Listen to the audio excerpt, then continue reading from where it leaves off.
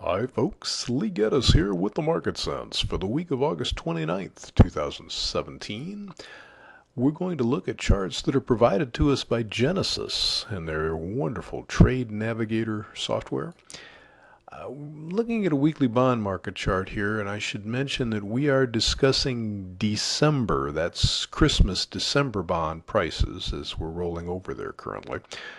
We came into this week looking for resistance around 155.26 to 28 here. And as you can see, they spiked drastically up above that and, now maybe working their way back down.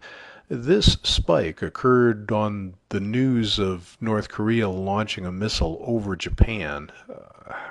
Obvious news related stuff like that is really, really difficult to analyze and oftentimes should just be ignored.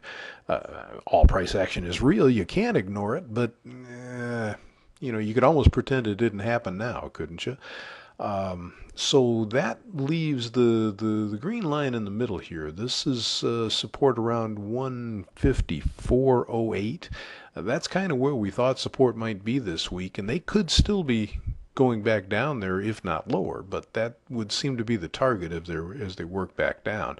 Now, you don't know if there'll be more developments on the North Korea side, or if we're just going to get used to prices that were up here over 158. So, very difficult to analyze this. I'm personally feeling kind of locked out. I mean, I certainly didn't sell them anywhere up there, and I don't want to buy them, so I'm kind of locked out there.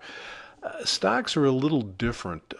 It looked like they were going up and making the high of the week first around resistance here in the 24, 43, 44 area. And they spiked down on the news of that rocket launch, but they did so and reached the support there. The lower moving average is 24.22, and they went to 24.21. That looks like really good support, and they've turned around and come all the way back up here. Maybe that means they're heading to the upper moving average here at 24.72. Here again, you have a move based on obvious news, and I don't like those. I'd rather they occur for unobvious reasons.